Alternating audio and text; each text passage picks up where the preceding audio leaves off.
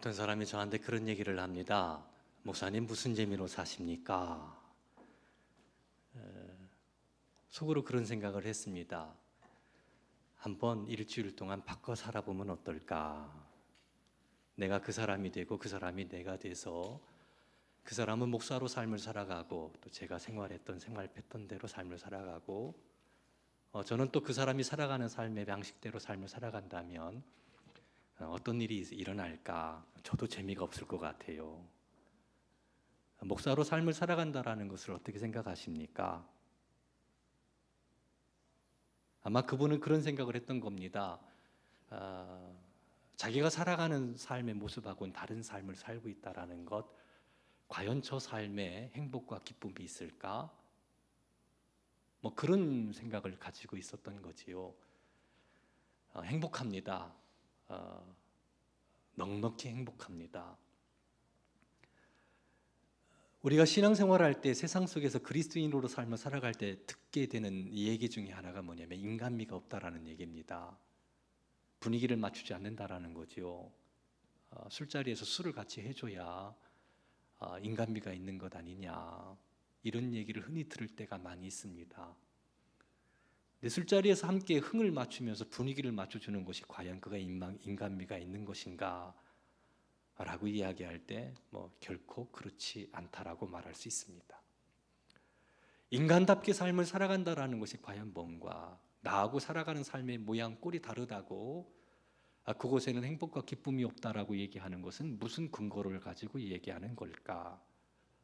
세상 속에서 하나님의 사람으로 삶을 살아갈 때 부딪히는 문제 중 많은 문제가 여기에서 걸린다라고 생각을 합니다. 가정에서도 일터에서도 역시 마찬가지입니다.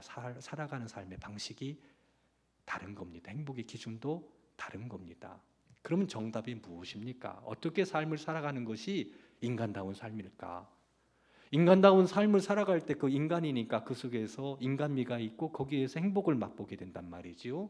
평화를 맛보고 건강한 인간으로 살아갈 수 있는 건데, 과연 인간답게 삶을 살아간다라는 것은 뭘까? 어떤 논리적 근거를 가지고 이야기한다면 우리가 한번 깊이 좀 생각을 해볼 필요가 있습니다. 하나님께서 그러나 인간을 창조하셨다고 생각한다면, 그것을 우리가 믿고 또 그 믿음 안의 삶을 살아간다면 하나님을 떠나서는 인간다운 삶을 사실은 생각할 수 없습니다. 하나님은 오늘 본문 말씀을 통해서 하나님의 형상대로 우리를 지었다라고 말씀합니다. 인간다운 삶을 살아가야 복 있는 인생인데, 그렇죠? 그런데 하나님께서 우리를 하나님의 형상대로 지었다는 거예요. 그렇다면 하나님의 형상대로 지음받은 것이 무엇인지를 알고 그 형상에 걸맞게 삶을 살아간다면 그것이 인간다운 삶이다라고 이야기할 수 있습니다. 인간답게 삶을 살아간다는 것은 인간이 영적인 존재라는 것을 전제로 합니다. 하나님이 인간을 창조하셨는데 그 하나님은 영이시란 말이에요. 그래서 영적인 존재로 우리를 지으셨다라고 성경은 말하고 있습니다. 그리고 인간은 영적인 존재입니다.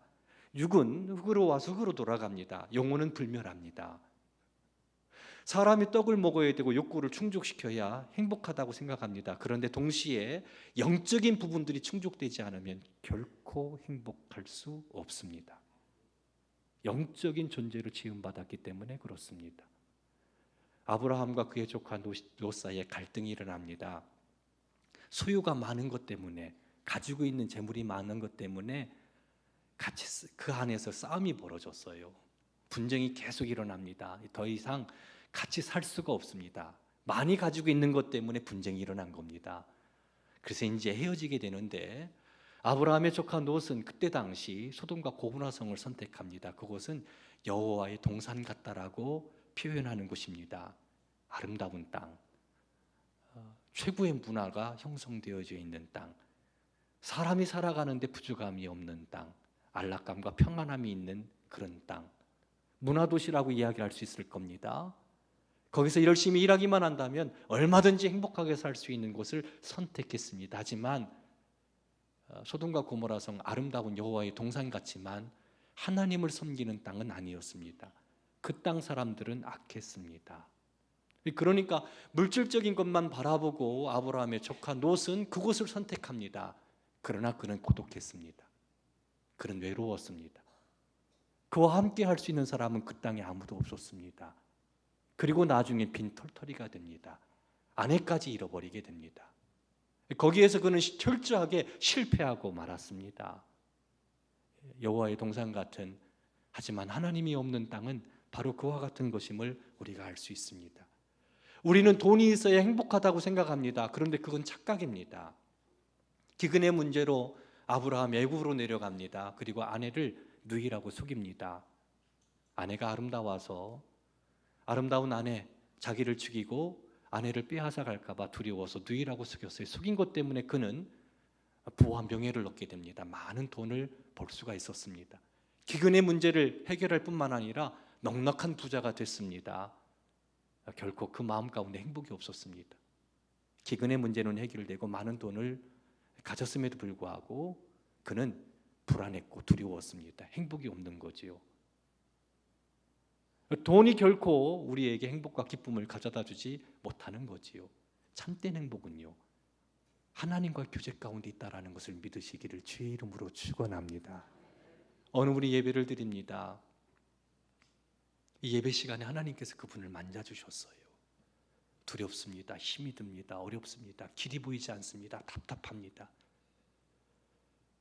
근데 주일날 함께 예배 드리는 바로 이 시간, 예배를 드릴 때 그 마음 가운데 하나님께서 함께 하셨습니다. 영이신 하나님이 그 마음 가운데 찾아오신 겁니다. 그리고 어루만져 주셨습니다. 두려움의 문제가 풀려집니다. 아름다운 결단을 하게 됩니다. 그것은 하나님의 은혜라고 이야기할 수 있습니다.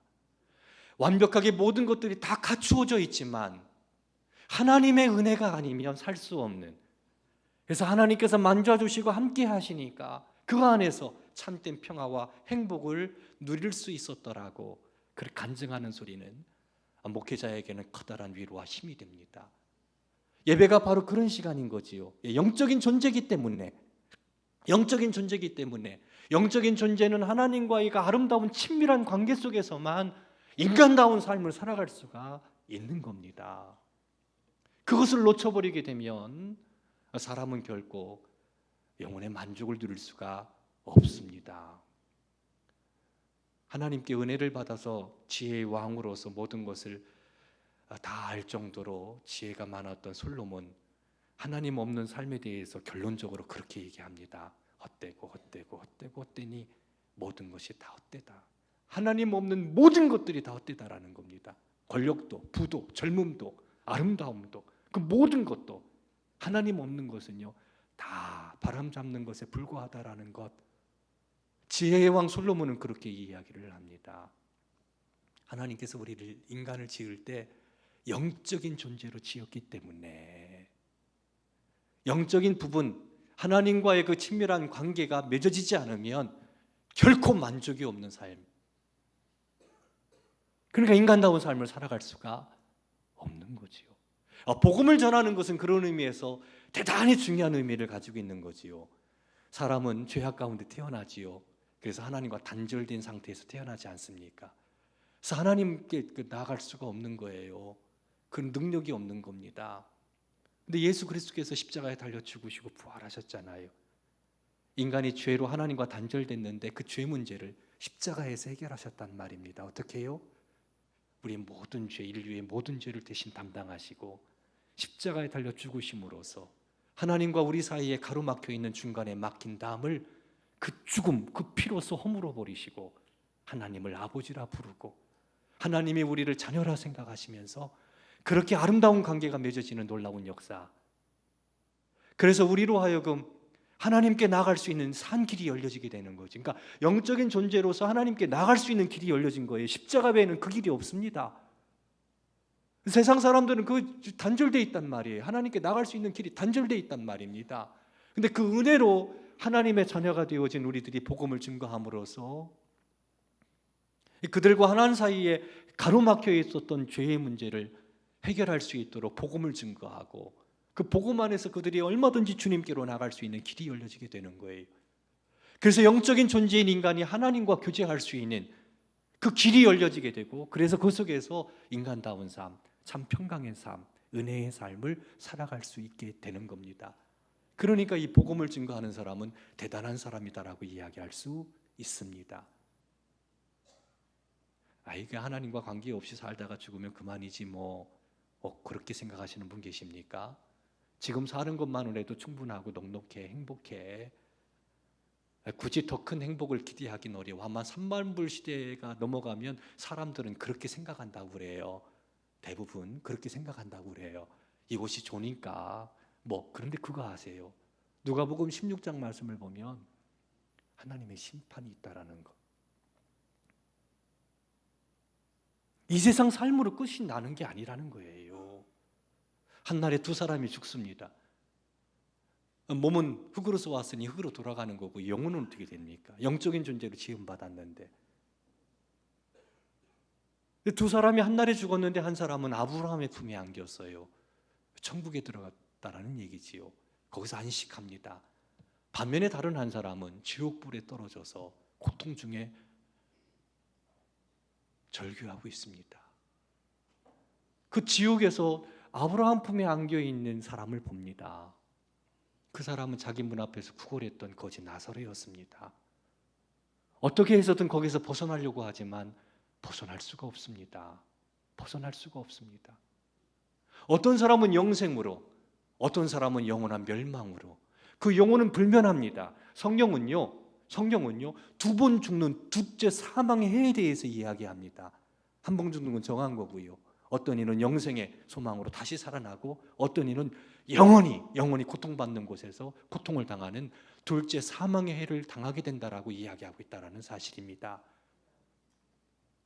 예수님께서 이 영적인 세계에 대해서 아주 자세하게 말씀하셨어요. 그렇다면 하나님과의 원만한 관계를 맺기 위해서 이 복음을 듣고 복음으로 새롭게 되는 것, 이 복음을 증거하는 것은 대단히 중요한 이야기가 되는 겁니다. 우리 살기가 편하니까 괜찮다, 이대로 살아도 문제없다, 예수 믿지 않아도 된다라고 얘기하지만 마지막 심판의 때가 존재하고 있는 걸요. 어떡할 거예요 그거? 영원히 고통당한다라는데, 쉽게 얘기해서 지옥에서 고통당하는데 말이죠. 그리고 살아가는 삶도 하나님 없는 삶은 다 헛된 거니까 만족이 없는 거예요. 만족이 없는 거예요. 영적인 존재이기 때문에 하나님과의 교제권이 단절된 상태에서는 참된 행복도 없는 겁니다. 그리고 영원한 심판이 존재하게 되는 거지요. 그러니 인간답게 삶을 살아간다라는 것의 의미가 무엇인지를 안다라는 것은 대단히 중요하지요. 영적인 존재로 지음받은, 그렇게 영적인 존재로 지음받은 존재로서 하나님과의 깊은 교제와 사귐 가운데 거할 때 비로소 행복해질 수 있고, 그렇게 하나님과의 관계가 풀어진 이후에 하나님의 무서운 심판으로부터도 구원받는, 저는 한 사람이 죽어가면서 고통당하는 모습들을 지켜보았습니다. 얼마나 안 죽으려고 하는지 어린 날에 그것을 보았어요. 죽고 싶지 않는 거예요.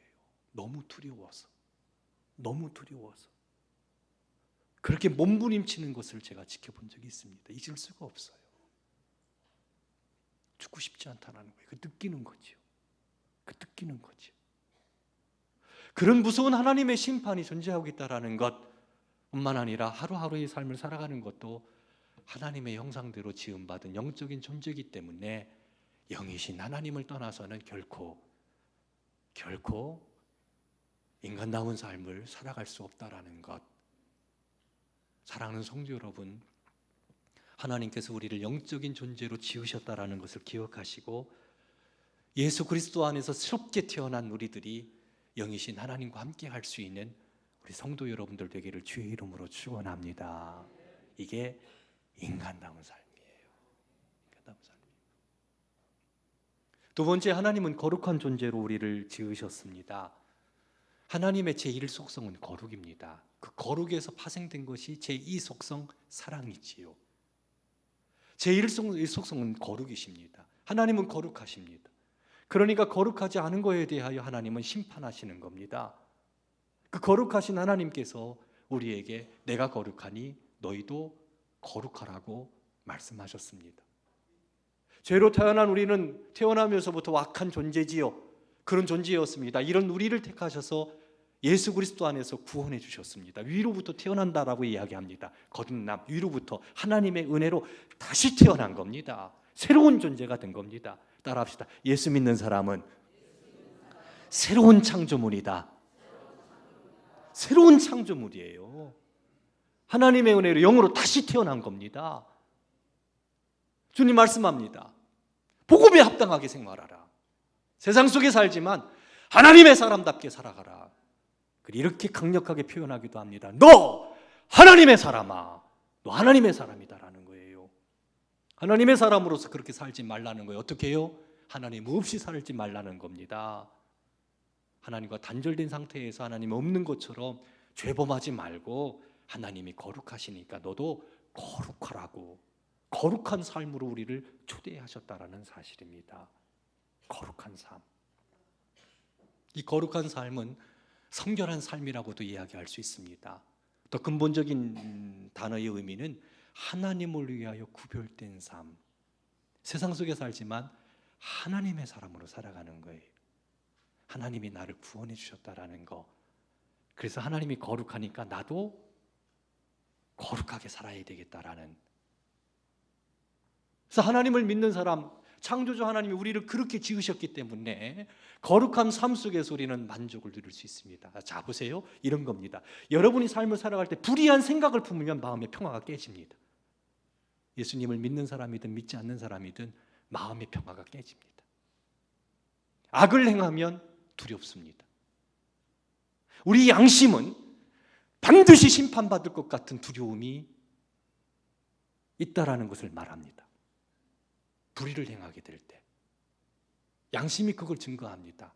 왜? 하나님께서 우리를 거룩한 존재로 지으셨기 때문에 그 거룩함이 훼손되거나 깨어져 버리게 되어지면 필연적으로 거기 두려움이 찾아오게 되어 있다라는 사실입니다.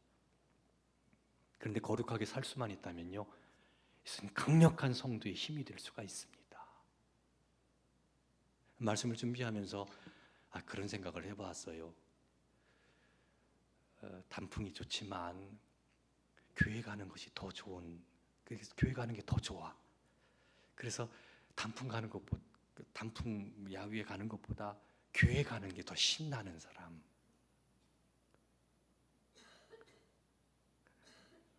도전이 됐어요. 많이 반성했는데 이런 경우 있잖아요. 목사님과 차 한잔 하기를 간절히 원해. 그냥 함께 있고 싶어서.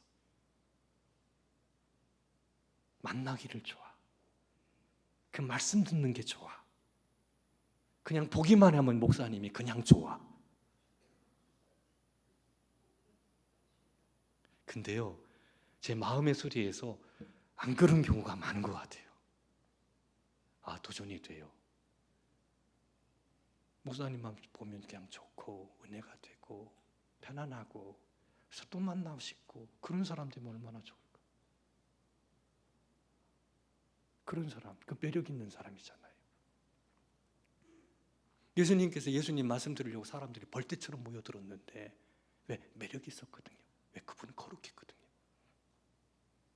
강력한 힘이었습니다. 그래서 하나님을 믿는 사람으로서 삶을 살아내는데 뭐 특별한 것이 되려고 하는 건 아니에요. 그냥 살아가는 삶이, 그 삶을 보면 감동이 돼. 함께 하고 싶어. 더 만나고 싶어. 더 듣고 싶어. 왜? 그 삶이 아름다운 거예요.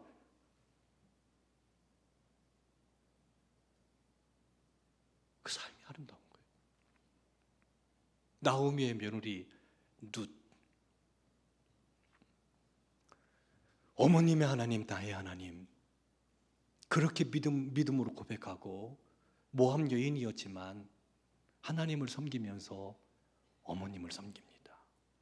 근데 그 어머님이 친정 어머니가 아니라 시어머니였어요. 시어머니. 밭에서 일을 합니다.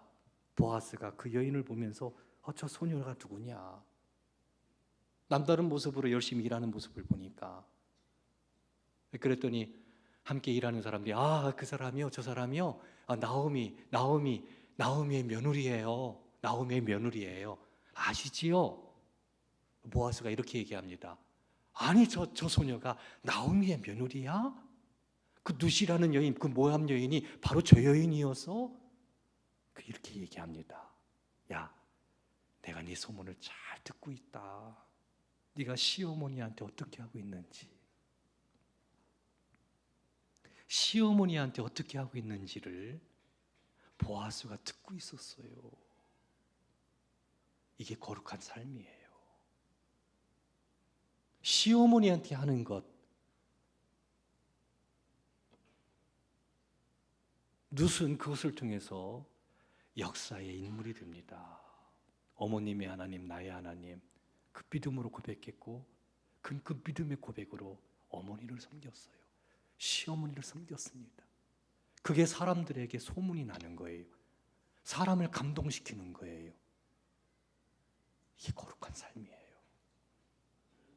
직장에서 그리스도인으로 삶을 살기가 참 힘들고 버겁고 어렵지요. 근데 보디발의 가정에 노예로 살았던 종이었던 요셉 어떻습니까? 그는 하나님을 믿었던 사람이고 하나님을 믿는 믿음으로 종살이를 했습니다. 종이지만 하나님을 믿는 사람으로 살아갔던 거지요. 그의 삶 가운데 종이었지만 하나님의 이름이 높여집니다.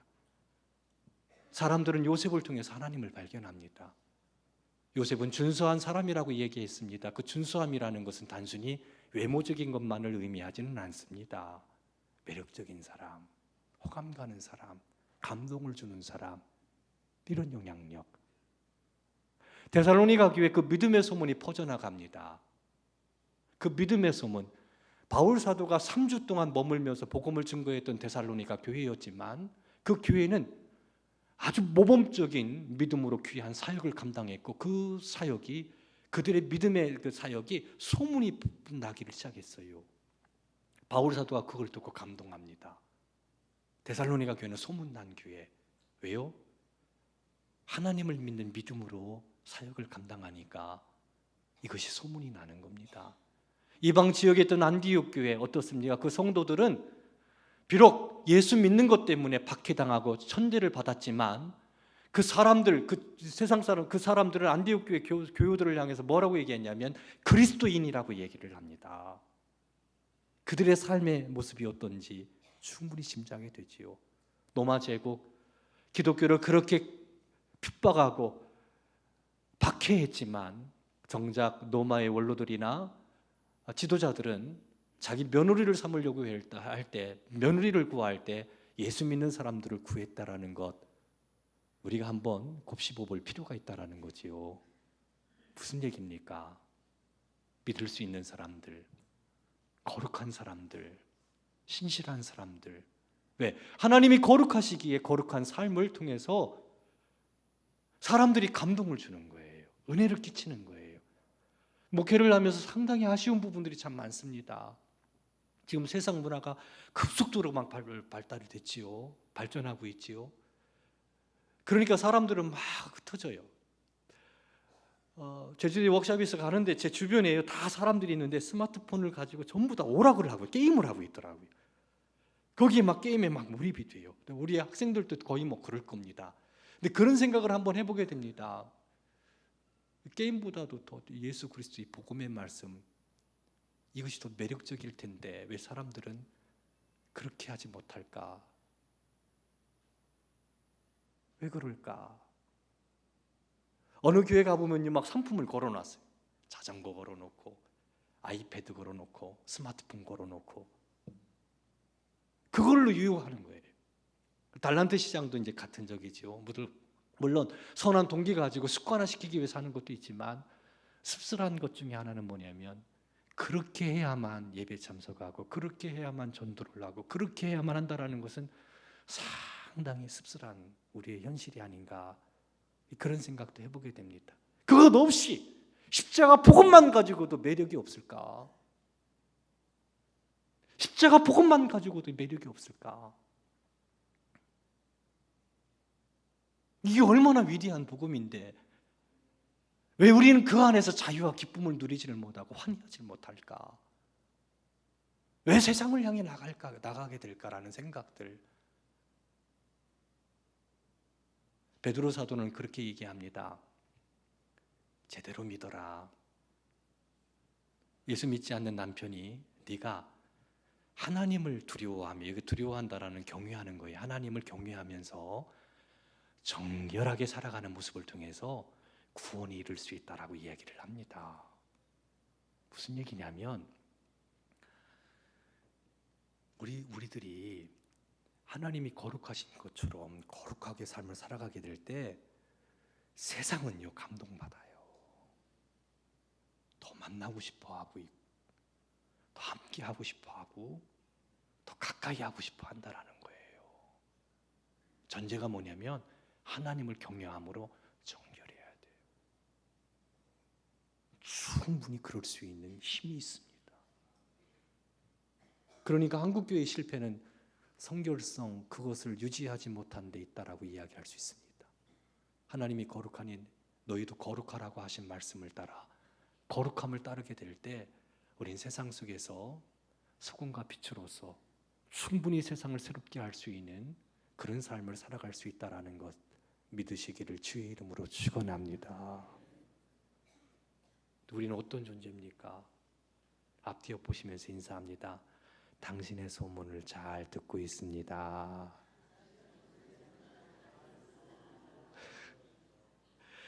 저도 많이 도전이 돼요. 좀 더. 또 인사합니다. 당신의 소문을 잘 듣고 있습니다. 왜 이렇게 도전이 되는지 몰라요. 마음이 한편이 막 저려와요. 그렇게 살아야 돼요. 근데 그 매력이 있어요. 영향력이 있어요.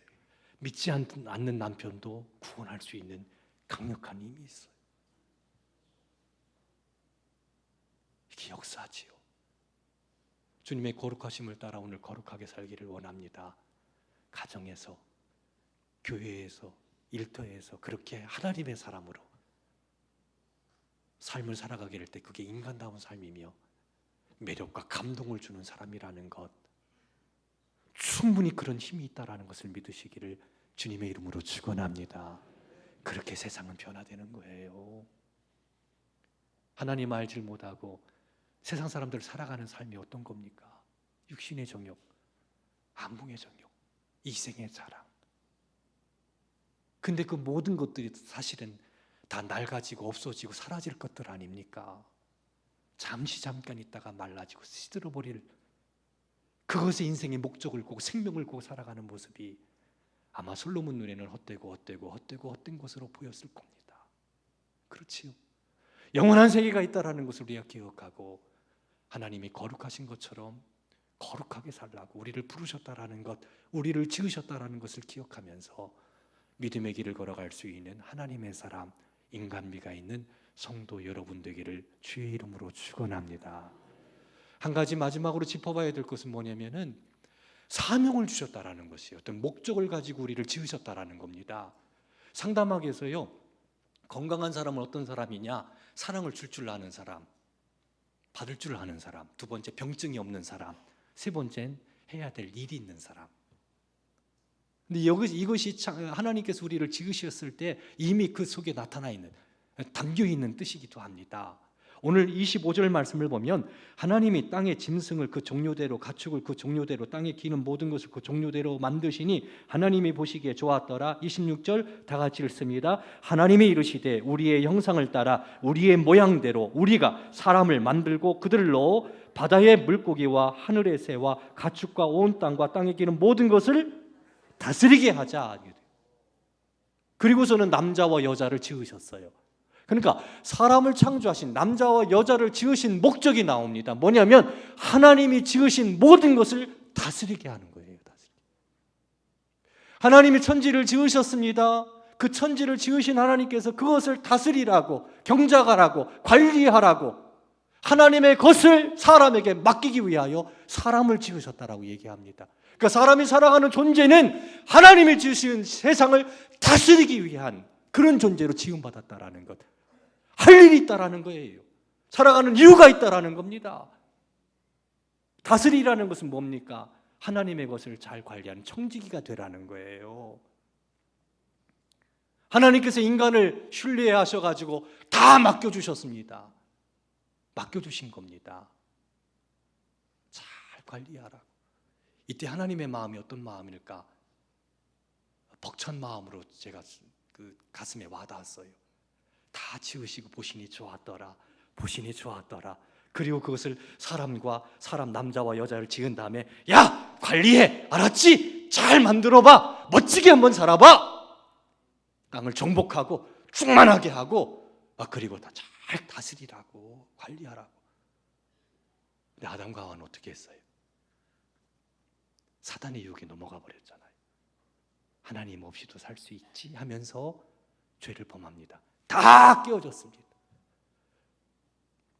저희 집에 작은 텃밭이 있어요. 아마 제가 그걸 키운다면 두말할 것 없이 그 텃밭은요 쓸모없는 땅이 될 겁니다. 저는 저를 잘 알아요. 절대 그것 관리를 못합니다. 절대 관리를 못합니다. 집사람이 관리하면요 잘 관리를 해요. 근데 집사람의 모양이 거기에 나오는 거예요. 우리 집사람은 꽃은 별로 안 좋아해요. 꽃은 별로 안 좋아하고 풀만 많이 키우는데, 그래서 내가 가끔 그런 얘기해요. 왜 자꾸 풀떼기만 키우냐고 그러면 막 뭐라고 해요. 듣는다고. 그런 소리 하지 말라고. 근데 저 텃밭을요 또 다른 사람이 키우면요 그 모양이 달라지는 거 아시지요? 달라져요. 그 사람의 성격, 그 가꾸는 정도에 따라 다 달라져요. 잡초만 무성한 곳이 될 수도 있고요, 아름다운 꽃을 피우는 동산이 될 수도 있고요. 야, 기가 막히다. 그렇게 쉼을 줄 수 있는 공간도 될 수 있어요. 하나님께서 만드셔서 맡겨주셨어요. 여러분의 가정의 모습이 지금 어떻습니까? 맡겨주신 거예요. 가정을 세우신 분은 하나님이세요. 그렇죠? 대리자로 맡겨주신 거예요. 대리자로 맡겨주신 거예요. 영적인 존재니까, 하나님의 형상, 영적인 존재로 지음받았으니까 하나님과의 그 신비한 교제 속에서 하나님의 거룩하심을 쫓아서 그 말씀대로 가정을 세워나간다면 여러분의 가정은 천국이 될 수 있습니다. 근데 우리 그거 잘 알지요? 하나님께서 세워주신 가정이 지옥도 될 수 있다라는 거. 지옥도 될 수 있다라는 거. 하나님의 교회 우리에게 맡겨주셨습니다. 하나님의 교회입니다. 대리자로 다스리라고, 하나님의 대리자로 잘 가꾸라고 우리에게 맡겨주셨습니다. 올해 총회에 부름받아가지고 재판위원회에 들어가서 재판위원 활동을 몇 번 했는데 두 교회를 다루었는데요, 하나님의 교회인데 많은 아픔이 있어요. 많은 갈등이 있어요. 많은 고통이 있어요. 하나님의 교회가 막 찢어져. 거기 막 이미 막 지옥이 돼버려서 하나님의 교회가. 그래서 하나님이 너무 아파하시는 걸 느낄 수가 있어요. 그걸 봐요. 맡겨주셨는데, 하나님의 교회를 맡겨주셨는데 이기적인 욕심을 따라 세우다 보니까, 그렇게 되니까 교회가 고통당하는 곳이 돼버리고 아픔이 되어 있는 곳이 돼버린단 말이에요. 하나님 맡겨주셨는데. 아담은 철저히 실패했지요. 그렇지요. 고통이 찾아왔습니다. 죽음이 찾아왔습니다. 에덴 동산에 쫓겨나게 됩니다. 고생하며 삶을 살아간 인생이 돼버리고 말았습니다. 그리고 첫 번째 그 아들들이 지은 죄가 형이 동생을 죽이는 살인죄입니다. 그때 아담의 마음이 어떠했을까? 자기가 낳은 아들이 죽었어요. 그 형에 의해 죽었어요. 그 마음이 어떠했을까? 그 죄의 결과는 그렇게 엄청난 아픔과 고통을 가져다 줬단 말입니다. 왜? 말씀 순종하지 않으니까 그렇게 나락의 자리로 떨어져 버린 겁니다. 반면에 하나님의 아들 예수님 이 땅에 오셔서 십자가에 달려 죽는, 그것이 힘들고 어렵지만 그 말씀에 순종하고 나갔을 때 온 인류를 구원하고 이 자리에 있는 저와 우리 성도 여러분들을 구원하는 놀라운 역사를 이루었던 것을 봐야 된다는 거지요. 하나님이 우리에게 대리자로 이제 맡겨주셨다라는 거. 이제 내가 그 속에서 어떻게 해야 될 것인가? 하나님의 지혜를 구하고, 하나님께서 뭘 원하는지 그 선한 뜻을 따라 분별하고, 그래서 그 뜻에 순종, 거룩함을 쫓아서 순종하고 나가게 될 때 사랑하는 성도 여러분, 하나님께서 보실 때 참 좋다, 보시니 참 좋았더라 할 수 있습니다. 복음은 능력이 있어요.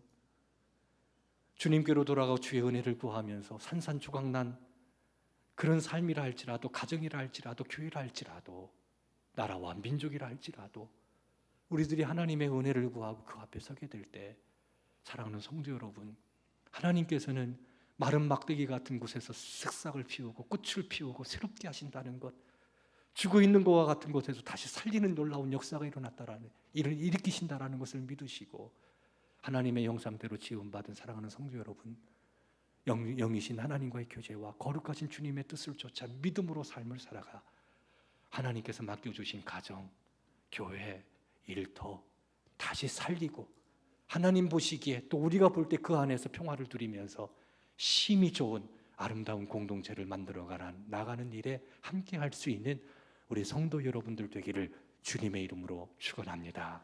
기도합니다. 사랑과 은혜가